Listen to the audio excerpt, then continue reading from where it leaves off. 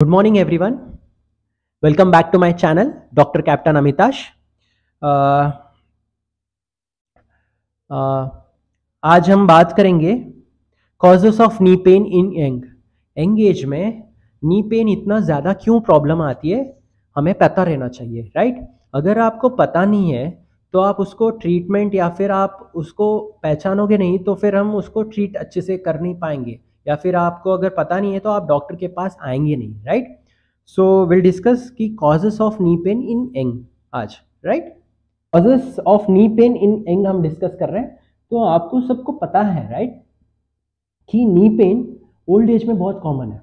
खास करके age group जो होता है 45 प्लस, पहले हम 50 प्लस में ऑस्टियोआर्थराइटिस जो घुटना घिसना बोलते हैं हम, वो पहले हम आता था ये दिक्कत 50 के बाद यूजली, राइट। तो घुटने घिस जाती है, जो एज रिलेटेड ऑस्टियो आर्थराइटिस, जो एज रिलेटेड डीजनरेटिव ऑस्टियोआर्थराइटिस जो बोलते हैं। बट आजकल हम 45 के 40 के बाद ही देख रहे हैं, राइट। तो इसको एड्रेस करना है तो हमें पहले पता रहना चाहिए कि क्यों ऐसे प्रॉब्लम्स आती है, खास करके जब आप नेग्लेक्ट करते हो यंग एज में। तो आपको पता रहना चाहिए कि कॉजेस क्या है, यंग एज में घुटने का प्रॉब्लम्स क्यों आते हैं, right. Let's discuss causes. Main सबसे इंपॉर्टेंट कॉज होती है ओवर यूज। ओवर यूज ना बहुत प्रॉब्लम है, क्योंकि खास करके घुटने बहुत ज़्यादा यूज़ करने थे, खास करके athletes, young athletes, jumping, running, everyday running, आप एवरीडे कार्डियो कर रहे हो, स्ट्रेंथ ट्रेनिंग नहीं कर रहे हो, तो घुटने का प्रॉब्लम्स आ जाती है। खास करके जो मोटे हैं उनको घुटने में दिक्कत ज़रूर आएगा, खास करके मोटे जो फीमेल है, राइट। सो अभी obesity is a big problem in India, right. आप यूएस भी देख लो, बहुत सारे मोटे लोग हैं, है ना, बन या फिर what ever, right, fried items, all these items खाने की डाइट ढंग से फॉलो नहीं कर रहे हैं, राइट। तो उसकी वजह से प्रॉब्लम्स आ रही है, एथेरोस्क्लेरोसिस, हार्ट की प्रॉब्लम्स आ जाती है, फिर स्ट्रोक आने की प्रॉब्लम्स आ जाती है। तो ये सब प्रॉब्लम्स आ जाती है, तो weight management is very important. तो एक तो ओवर यूज़ हो गया, एक इंजुरी में अगर देखा जाए तो ब्लो, चोट लग जाता है, एक्सीडेंट हो जाता है, तो घुटने पे जोर आ जाता है, तो डेफिनेटली इंजुरी की वजह से पेन आना शुरू हो जाती है। फॉल, गिर जाने की वजह से, या फिर अबनॉर्मल ट्विस्टिंग, खास करके जब बाइक चला रहे हो, हेवी बाइक है, फिसल गया, फिर किक मारते वक्त नी ट्विस्ट हो गया, पाँव ऐसे ही रह गया और ऐसे घूम गए, स्पोर्ट्स खेलते वक्त इंजरी हो सकती है। और बेंडिंग, अबनॉर्मल बेंडिंग की वजह से पूरा हाइपर स्ट्रेच हो गया या फिर हाइपर बेंड हो गया, तो घुटने का प्रॉब्लम्स आ जाती है, पेन शुरू हो जाती है, राइट। फ्यू मेडिकल कंडीशंस की वजह से भी प्रॉब्लम्स आती है, राइट। तो इंजुरीज में खास करके एक तो बोन को चोट लग सकता है, घुटने का फीमर हो गया, टिबिया हो गया, पटेला हो गया, राइट, उसमें फ्रैक्चर्स हो सकते हैं। या फिर इंजुरी टू द लिगामेंट, जो अंदर के स्ट्रक्चर्स जो एक्सरे में नहीं दिखाई देगा वो एमआरआई में ही दिखाई देगा, तो उसमें भी इंजुरीज, खास करके लिगामेंट्स और टेंडन्स ऑफ द नी, तो उसमें इंजुरी हुआ तो फिर पेन्स आना शुरू होगा, राइट। तो एंटीरियर नी पेन बहुत सी कॉमन है। एंटीरियर नी पेन बोले तो ये नी हो गया, तो ये एंटीरियर एस्पेक्ट है। फ्रंट पेन ये ही बहुत कॉमन सी है, उसमें आपको पटेलोफीमोरल आर्थराइटिस, जो पटेला और फीमर के बीच में है, ये यंगस्टर्स में ही पाया जाता है, उसको कॉन्ड्रोमलेशिया पटेला बोला जाता है। तो वो उसमें दिक्कत आएगा, तो उसमें भी पेन आएगा, राइट। फिर अबनॉर्मल हिप रोटेशंस और इम्प्रॉपर ट्रेनिंग मेथड्स, आप खुद से ट्रेनिंग कर रहे हो जो कि गलत कर रहे हो, जंपिंग हो गया, रनिंग हो गया, कुछ भी हो गया जो बहुत ज़्यादा कर रहे हो, तो तब प्रॉब्लम होगा। और इक्विपमेंट आपका ठीक नहीं है तो डेफिनेटली नी पेन्स आना शुरू हो जाती है। और पूर flexibility of the knee, flexibility आपका इम्प्रूव होना है। फ्लेक्सिबिलिटी आप इम्प्रूव नहीं करेंगे तो फिर डेफिनेटली वो स्टिफनेस और घुटने वीक होने की वजह से आपको घुटने में प्रॉब्लम्स आ सकती है, और मसल्स वीक होने की वजह से, वो बहुत सी कॉमन सी प्रॉब्लम्स है, राइट। मैंने जैसे बताया over use of knee from repetitive bending of the knee, क्या होता है ना, रनिंग ज़्यादा कर रहे हो आप, रिपीटेटिव यूज हो रहा है, खास करके रनिंग, जंपिंग और अदर स्पोर्ट्स एक्टिविटी। खास करके football is highly dangerous sport माना जाता है फॉर नी इंजुरीज। ट्रिपल बहुत सारी आपको इंजुरीज आप नी में पाया जाता है, गिर जाते हैं या फिर ट्विस्ट हो जाता है ना, ओवर यूज हो जाता है। तो और एक बहुत सी कॉमन सी प्रॉब्लम है अलाइनमेंट की वजह से, कुछ लोगों का घुटना बहुत ज़्यादा अलाइनमेंट प्रॉब्लम्स हो जाती है, हिप और नी और एंकल तीनों एक अलाइन में रहना चाहिए, जो वेट बैलेंस और वेट ट्रांजिशन प्रॉपर होगा। अगर उसमें दिक्कत है तो डेफिनेटली प्रॉब्लम आएगा, खास करके फीमेल्स में जो मोटे हैं। यूजली जेनु वैल्गस होता है, जेनु वैल्गस बोले तो घुटना ऐसे थोड़े ये ऐसे जाएगा ना, तो फीमेल्स में थोड़ा सा बाहर की तरफ रहती है, वो नॉर्मल है फीमेल्स में। तो खास करके जो मोटे हैं उनको वो स्ट्रेस आ जाती है, खास करके वो जब कोशिश करेंगे कि वेट कम करना है, क्योंकि मोटे हैं तो उनको वेट कम करना है, क्या इजी तरीका है, उनको लगता है कि रन करेंगे। तो जब भी आप बहुत ज़्यादा वेट है, पहले आप डाइट करो और वेट को कम करो, और जब आप एक्टिविटीज़ कोई भी स्टार्ट करेंगे, बेस्ट एक्टिविटी है वॉकिंग। तो वॉक पे ध्यान दो, पहले वॉक करके थोड़ा बहुत कम कर लो, फिर व्हेन यू आर कॉन्फिडेंट कि आप रन कर सकते हो तो रन जॉगिंग कर सकते हो आप, राइट। तो नेक्स्ट मैंने जैसे बोला था एनाटॉमिकल कॉजेज जो होते हैं, knee pain due to strain और tear in the ligament, right. जब भी लिगामेंट टियर हो जाती है तो सॉफ्ट टिश्यू इंजरी होती है, तो घुटने में दिक्कत आती है, राइट, पेन आ जाती है। मेनिस्कल टियर, जो मेनिस्कस जो बोलते हैं, घुटने के राइट और लेफ्ट दोनों घुटने के बीच में मेनिस्कस होता है। मीडियल मेनिस्कस और लैटरल मेनिस्कस के दो इंपॉर्टेंट स्ट्रक्चर्स होते हैं जो शॉक अब्जॉर्बिंग नेचर, कुशन जो बोलते हैं, सी आकार में रहते हैं। अगर वो फटा या फिर इंजुरी हुई तो डेफिनेटली नी पेन आती है। नेक्स्ट लिगामेंट इंजुरी, तो आपको याद रखना है कि देर आर 4 इंपॉर्टेंट लिगामेंट्स, एक एंटर क्रूशिएट लिगामेंट और पोस्टीरियर क्रूशिएट लिगामेंट जो बीच में रहता है। जो एंटीरियर क्रूशिएट लिगामेंट होता है वो आपको मदद करता है जब आप नीचे की तरफ चलते हो, क्लाइम स्टेयर्स डाउन चलते वक्त इंपॉर्टेंट स्ट्रक्चर होता है। जब आप उतरते वक्त अगर आपको घुटने में दर्द आ रहा है तो मोस्ट प्रॉब्ली ACL की इंजुरी होती है। अगर आप चढ़ते वक्त प्रॉब्लम आ रही है तो PCL, posterior cruciate ligament injury बहुत कॉमन चीज़ होती है, राइट। और सबसे इंपॉर्टेंट जो 2 लिगामेंट है वो मीडियल कोलैटरल लिगामेंट और लैटरल कोलैटरल लिगामेंट, जो अंदर की तरफ और बाहर की तरफ की लिगामेंट जो घुटने को सपोर्ट देता है। अगर उसका इंजुरी हुआ तो फिर प्रॉब्लम आ जाएगी, क्योंकि वो इंजुरी बहुत इंपॉर्टेंट है, क्योंकि ACL और PCL जो है एज होने के बाद वो घिस जाता है जी। जैसे 50 के बाद वो अपने आप ही घुटने घिसने की वजह से वो खराब हो जाती है और कट भी हो जाती है, right. It's not a problem. अगर MCL और LCL जो मीडियल कोलैटरल लिगामेंट और लैटरल कोलैटरल लिगामेंट अगर इंजुरी हुआ तो हमें नी रिप्लेसमेंट, जैसे मैं अभी नी रिप्लेस कर रहा हूँ, तो वो लिगामेंट्स बहुत ज़रूरी है हमारे लिए, तो उसको हमेशा प्रोटेक्ट करके रखना है by doing regular exercises. Next tendinitis, मान के चलो क्वाड्रिसेप्स टेंडन है और पटेला टेंडन है, ये हमारी क्वाड्रिसेप्स टेंडन है और ये पटेला है और ये पटेला टेंडन है। तो उसकी प्रॉब्लम, उसकी टेंडनाइटिस इन्फ्लेमेशन की वजह से, स्ट्रेचिंग या फिर जंपिंग, रिपीटेटिव यूज, स्ट्रेस की वजह से उसका पेन आ जाता है। तो टेंडनाइटिस में भी पेन आना शुरू हो जाती है। नेक्स्ट बरसा, बरसा बहुत ज़रूरी है, वो फ्रिक्शन को कम करती है। जब भी जॉइंट रहता है तो सराउंडिंग बर्सेस होता है, तो नी के अंदर बहुत सारे बरसा है, वो खुल जाता है। और इन्फ्लेमेशन, बर्साइटिस, आइटिस बोले तो इन्फ्लेमेशन, तो जब भी वो इन्फ्लेमेशन होगा तो पेन ज़रूर करेगा, राइट। तो डिसलोकेशन ऑफ नी, खास करके पटेला बाहर की तरफ चला जाता है, राइट, तो उसमें भी आपको दिक्कत आएगी और घुटने निकल जाता है, तो तब भी इंजुरी के बाद ही यूजुअली होती है। जंपिंग करते वक्त गिर गए तो निकल जाता है घुटना, तब क्या हो जाता है, घुटना तो वापस तो आ ही जाता है या फिर डॉक्टर बिठा देंगे, बट आपको घुटने वीक हो जाएंगे, मसल्स वीक हो जाएगा, फिर ये रिपीटेटिव ट्रॉमा आगे जाके आर्थराइटिस बनेगी, राइट। तो मेडिकल कंडीशन की कुछ बात कर लेते हैं, खास करके यंगस्टर्स में, मतलब एडोलेसेंट एज में, टीन एज ग्रुप में ऑस्गुड डिसीज के आता है। ऑस्गुड डिसीज खास करके मेल्स में, जो एथलेटिक मेल्स है, जो स्पोर्ट्स खेलते हैं, उनमें ज़रूर नज़र आती है।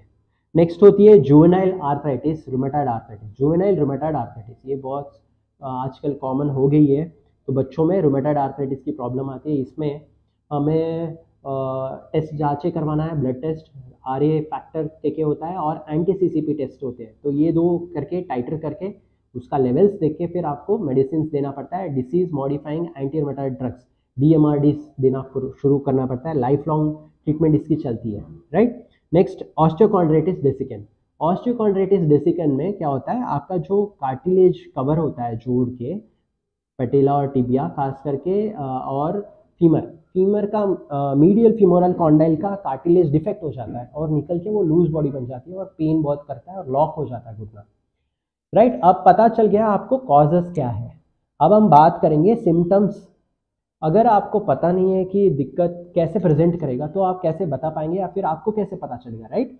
तो सिंपल सी है, बहुत सी कॉमन सी सिम्टम्स होती है जो प्रेजेंटेशन में दिख जाता है। एंटीरियर नी पेन, जो मैंने बता रहा था कि एंटीरियर सामने की तरफ घुटने में दर्द शुरू हो जाती है। पेन यूजली ग्रेजुअली शुरू होती है, फिर धीरे धीरे से बढ़ जाती है, राइट? तो थाई मसल्स, आपके मसल्स वीक होना शुरू हो जाता है ना? Usually pain grinding type of pain आता है, चुभता हुआ फीलिंग और ग्राइंडिंग टाइप का सेंसेशन आता है, खास करके वजन देते वक्त, जंपिंग करते वक्त या फिर रनिंग करते वक्त। और नी बकलिंग, जो नी बकलिंग बोले तो चल रहे हो तो ऐसे ही गिव अवे हो जाता है, घुटना ऐसे निकल जाता है, मतलब ये ऐसे गिरने जैसे फीलिंग आ जाता है, मतलब आपके स्टेबिलिटी, इनस्टेबिलिटी फीलिंग आती है। ये खास करके एसीएल और पीसीएल की इन्वॉल्वमेंट जब होती है तो डेफिनेटली ये सिम्टम डेफिनेटली आपको नजर आएगा। ट्रॉमा में अगर ट्रॉमा चोट की बात करेंगे तो नी पॉपिंग और क्लिकिंग साउंड आता है। जब भी इंजरी हो जाता है पॉप साउंड आ जाता है, मान के चलो कि पटेला निकल गया पॉप के है ना, पॉप क्लिकिंग साउंड आता है। ये जो आपका लड़के जो आते हैं ना, ये सब नॉर्मल है, क्योंकि जोड़ में नाइट्रोजन रहती है, वो डिस्प्लेस होने की वजह से साउंड आता है, राइट? That is normal. अगर वो पेनफुल है तो definitely that is a point of concern. कभी कभार नी लॉक हो जाती है, मान के चलो नी ऐसे है, आप सीधा कर रहे हो या फिर उठ रहे हो, ऐसे ही अटक जाता है, 5-10 मिनट के बाद फिर वो सीधा होता है, तो वो भी is one of the symptoms, right? फिर हम जूनाइल रूमेटॉइड आर्थराइटिस की बात करेंगे, कुछ बहुत ही इंपॉर्टेंट टॉपिक है वो। खास करके बच्चे को वजन नहीं दे पाता, राइट? ये बहुत बड़ी समस्या हो जाती है। बच्चा चल नहीं पा रहा है ना, अपना डे टू डे एक्टिविटी नहीं कर पा रहा है, बोल रहा है दर्द आ रहा है, और घुटना लाल हो जाना, सूजन आ जाना, और गर्म महसूस होना, और स्टिफनेस फील होना, और कांस्टेंट डिस्कम्फर्ट रहेगा बच्चे को, बता रहा है कि सोरनेस रहेगी जोड़ में, राइट, घुटनों में। तो सिम्टम्स ये कभी कभार आते हैं, कभी कभार चला जाता है, एक बार राइट में आएगा, लेफ्ट में आएगा। और यूजली रिमेटेड आर्थराइटिस में सिर्फ घुटना नहीं, बॉडी में बहुत सारे जोड़ भी इन्वॉल्व होते हैं, खास करके प्रॉक्सिमल इंटरफेरेंशियल जॉइंट्स जो होते हैं हाथों के, हाथ स्टिफनेस, सुबह स्टिफनेस हो जाती है 20-30 मिनट के लिए, फिर उसके बाद एक्टिविटी जब करना शुरू होता है तो वो नॉर्मल हो जाती है। तो स्टिफनेस ये भी बहुत, स्पाइन का स्टिफनेस, नेक का, बैक का स्टिफनेस, एसआई जॉइंट पेन, ये सब चीज़ें बहुत ज़रूरी है, ठीक है? तो अभी हम बात करते हैं डायग्नोसिस। तो डायग्नोसिस कैसे करेंगे? आप हॉस्पिटल आएंगे, ऐसी दिक्कत आएगा तो आप एक सिंपल सा एक्सरे करवाना है, एक्सरे नी, एपी लैटरल स्टैंडिंग भी करवाना है, और एपी लैटरल, और स्काईलाइन व्यू। स्काईलाइन व्यू में हमें पता चलता है पटेला और फीमर के बीच में स्पेस जो है, कार्टिलेज, वो उसका स्पेस अंदाजा लगा जा सकता है कि क्या दिक्कत है। जो मैंने बोला ना पटेलोफेमोरल आर्थराइटिस में, इसमें पता चल जाता है, ये भी बहुत जरूरी है। सब लोग एपी लैटरल करवाते हैं, स्काईलाइन भूल जाते हैं ना, स्काईलाइन भी जरूरी है तो करवाना है। नेक्स्ट बहुत ही इंपॉर्टेंट है, जो सॉफ्ट टिश्यू को हमें देखना है, लिगामेंट्स हो, एसीएल हो, पीसीएल हो, एमसीएल हो, एलसीएल हो, कार्टिलेज जो डिफेक्ट्स है, ऑस्टियोकॉन्ड्रोसिस डेसिक में जो डिफेक्ट्स आते हैं उसको देखना है, तो आपको एमआरआई नी करवाना ही पड़ेगा। उसके बाद ब्लड टेस्ट पे आ जाते हैं, आरए फैक्टर और यूरिक एसिड, ये बहुत ज़रूरी है। यूरिक एसिड जब बढ़ जाती है, जब प्रोटीन इंटेक बढ़ जाती है आपकी बॉडी में एक एंजाइम की कमी की वजह से, तो गाउट जो बोलते हैं, एक्यूट गाउट और क्रोनिक गाउट जो होता है, तो उसकी प्रॉब्लम्स में भी घुटने दर्द होते हैं, खास करके बड़े जोड़ ही इन्वॉल्व होते हैं खास करके, तो वो दिक्कत आ सकती है, तो ब्लड टेस्ट में पता चल जाएगा। आरए फैक्टर और एंटीसीसीपी मैंने बता दिया, और विटामिन बी 12 और D3, ये बहुत कॉमन है। D3 तो हम सब लोग अंदर तो बैठे हैं, सनलाइट तो आ नहीं रहा है, हम एसी चेंबर में बैठे हैं, सब अपने अपने काम कर रहे हैं, किसी के पास टाइम नहीं है, एक्टिविटी नहीं कर रहे हो, तो डेफिनेटली विटामिन D3 तो कमी होगी। स्किन एक्सपोजर नहीं हो रहा है, सनलाइट एक्सपोजर नहीं हो रहा है, तो विटामिन D3 कम होगी।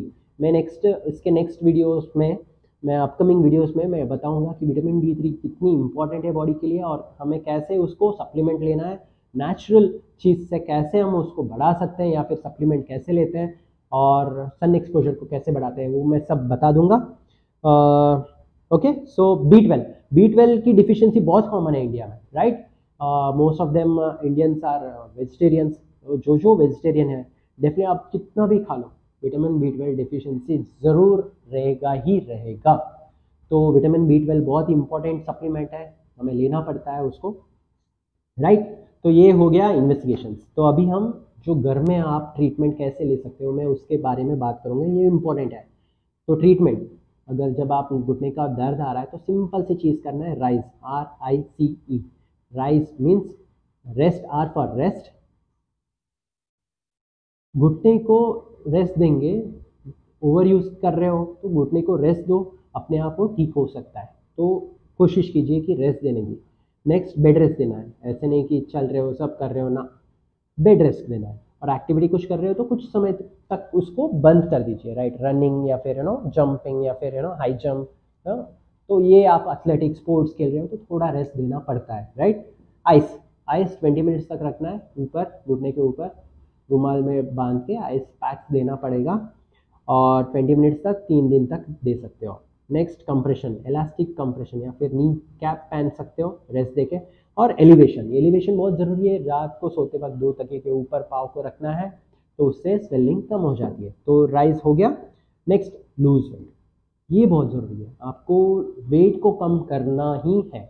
अगर आपको आगे जाके आपका घुटना खराब नहीं होना है तो एक तो स्ट्रेंथनिंग एक्सरसाइज, नी स्ट्रेंथनिंग एक्सरसाइज करना है, और एक वज़न को घटाना है। तो मैंने अपने यूट्यूब चैनल में मैंने वेट के बारे में बात किया है कि वेट को कैसे घटाया जा सकता है साइंटिफिक मैनर में, तो वो ज़रूर देख लेना, that will be very useful, right. Next anti inflammatory drugs. तो non steroidal anti inflammatory drugs जो आप हमारे पास डॉक्टर के पास आएंगे, ऑर्थोपेडिक सर्जन के पास, तो वो आपको स्टार्ट करेंगे medicine, right, anti inflammatory medicine, NSAIDs, non steroidal anti inflammatory drugs देना पड़ता है, क्योंकि सूजन रहता है और इन्फ्लेमेशन रहता है। आइटिस की वजह से ही तो प्रॉब्लम आती है, पेन तभी आती है जब इन्फ्लेमेशन होती है। थोड़ा समय तक, 5 दिन तक आप मेडिसिन लेके देख सकते हो। नेक्स्ट मैंने बोला ना एक्सरसाइज, एक्सरसाइज बहुत ही ज़रूरी है। जब भी आपको घुटने का प्रॉब्लम है आप एक्सरसाइज करो, फिर डॉक्टर के पास ज़रूरी, आप आओगे ही नहीं। खास करके cycling, cycling is best for all age group, you take any age group from youngsters to old, 90 year के लोग भी आप साइकिलिंग कर सकते हो। Cycling is one of the best, cycling उसके बाद swimming, these two are best exercises for me, for that matter for your overall health, right? Okay. अभी प्रिकॉशंस, आपको क्या प्रिकॉशंस ले सकते हो नी इंजुरीज को प्रिवेंट करने के लिए? प्रॉपर शूज़ पहनना, अच्छा ब्रांडेड शूज़ पहनना बहुत ज़रूरी है। नी पैड्स और लेग गार्ड्स पहन लीजिए, खास करके जब आप कबड्डी, खो खो ऐसे चीज़ें, कोई स्पोर्ट्स एक्टिविटी कर रहे हो, रनिंग वक्त नहीं, बाकी आप स्पोर्ट्स एक्टिविटी कर रहे हो, हॉकी या फिर फुटबॉल, तो आप ज़रूर पहनिए टू बी प्रोटेक्टिव। और do muscle strength training, muscle strength training ये बहुत ही इंपॉर्टेंट चीज़ है। ये अगर आप करेंगे तो फिर आप, मैंने बोला ना, आप डॉक्टर के पास आओगे ही नहीं, आपका घुटना घिसेगा ही नहीं। आपको डेफिनेटली आपको नी स्ट्रेंथनिंग एक्सरसाइज करना है। और जब भी आप एक्सरसाइज शुरू करते हो तो वार्म अप एक्सरसाइज ज़रूर करना है, और एक्सरसाइज के बाद कूल डाउन एक्सरसाइज, रिलैक्स बहुत ज़रूरी है। ये 2 चीज़ आपको करना है। नेक्स्ट, कीप नी फ्लेक्सिबिलिटी गुड। तो नी को फ्लेक्सिबल रखना है, कैसे करेंगे आप? स्ट्रेंथ ट्रेन करेंगे, नी का क्वाड्स हैमस्ट्रिंग का स्ट्रेंथ ट्रेनिंग करेंगे, प्लस उसके बाद योगा करके नी को स्टेबिलिटी और स्ट्रेचिंग एक्सरसाइज और योगा से आप उसको फ्लेक्सिबल बना सकते हो, राइट। अब हम आगे बढ़ेंगे, और आपको पता रहना चाहिए कि ये दिक्कत कब आपका कम नहीं हो रहा है, या फिर कब आपको डॉक्टर के पास आना है और इलाज लेना है और इन्वेस्टिगेशन करवाना है और पता करना है। तो वो साइंस, जो अलार्मिंग साइंस जो होते हैं घुटने दर्द में, वो अभी डिस्कस करेंगे। खास करके pain last for longer duration, more than 2 weeks. मान के चलो आपका घुटने का दर्द हो गया और वो कम ही नहीं हो रहा है, कम मतलब बढ़ ही रहा है, तो 2 हफ्ते तक आपने कोशिश कर लिया, सब कुछ रेस्ट दे दिया, सब कुछ कर लिया, बट कम नहीं हो रहा है, तो डेफिनेटली डॉक्टर के पास आना है। और पेन बढ़ ही रहा है, मतलब फ्रीक्वेंसी उसका बढ़ रहा है, बार बार आ रहा है, आप जितना रेस्ट देंगे फिर बार बार आ रहा है, फिर आप कुछ भी कर रहे हो वो कम नहीं हो रहा है, मतलब फ्रीक्वेंसी ऐसे जा रहा है ऊपर की तरफ, तो डेफिनेटली सीवियरिटी बढ़ेगा, तो आना है। और नी रेड हो जाना और स्वोलन हो जाए, मतलब लाल हो जाना, फिर स्वेलिंग आ जाना, है ना, और छूते वक्त गर्म हो जाना, तो डेफिनेटली डॉक्टर के पास आना है। नी लॉक हो जाता है, जैसे मैं बोल रहा था, अटक जाता है नी बीच बीच में, फिर थोड़ा समय के बाद ठीक होता है वो, तो डेफिनेटली लॉक अगर हो रहा है तो डेफिनेटली उसमें मेनिस्कस का इंजरी होता है, तो उसके लिए आपको डॉक्टर के पास आना है और MRI करवाना है, तभी आपको पता चलेगा। और गिव अवे, जो जैसे डिसलोकेट हो रहा है या फिर पटेला बाहर जा रहा है या फिर नी बिकर मतलब निकल जाने का फीलिंग आ रहा है, मतलब इंस्टेबिलिटी आ रहा है। तो इंस्टेबिलिटी जब भी इन्वॉल्व होती है तो ACL या फिर PCL की इन्वॉल्वमेंट ज़रूर होती है। तो definitely you have to come to doctor and get investigations done, खास करके MRI। Knee pain during and after activity, जब आप एक्टिविटी कर रहे हो आपको दर्द हो रहा है, आप एक्टिविटी खत्म होने के बाद दर्द हो रहा है, तो डेफिनेटली आपको आना है। Painful popping and clicking sound, मैंने बोला था पॉपिंग और क्लिकिंग साउंड नॉर्मल है, बट अगर वो पेनफुल है तो डेफिनेटली आपको डॉक्टर के पास आना है। और नी आरओएम रिस्ट्रिक्शन, जब मान के चलो नी आपका घुटना ऐसे अटक रहा है, पूरा मूवमेंट नहीं हो पा रहा है आपका घुटने का, तो डेफिनेटली आना है।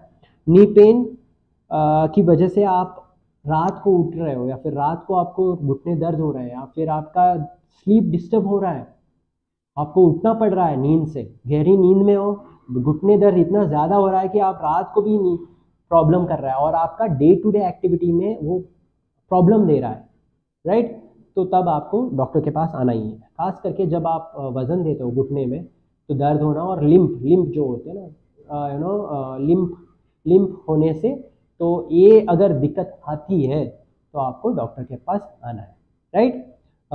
तो मैंने बहुत सारी चीज़ें बताई है आज, तो ध्यान से इसको सुनिए और अगर ऐसे कोई भी दिक्कत आए तो डेफिनेटली आप हमारे पास आइए और कोई भी ऑर्थोपेडिक सर्जन के पास जाइए और आपका जांच और इलाज ज़रूर करवाइए और एक्सरसाइज पे हमेशा ध्यान रखना। नेक्स्ट टाइम मैं आपको घुटने का एक्सरसाइजेस बताऊंगा, पहले घर में जो करना है वो बताऊंगा, फिर मैं जिम में जाके क्या क्या एक्सरसाइजेस करने हैं, साइकिलिंग हो या फिर नी स्ट्रेंथनिंग कैसे करते हैं, मैं सब पूरा वर्कआउट मैं आपको दिखाऊंगा अगले वीडियो में, ठीक है। Thank you for watching, thank you for the support, thank you. मिलते हैं अगली वीडियो में।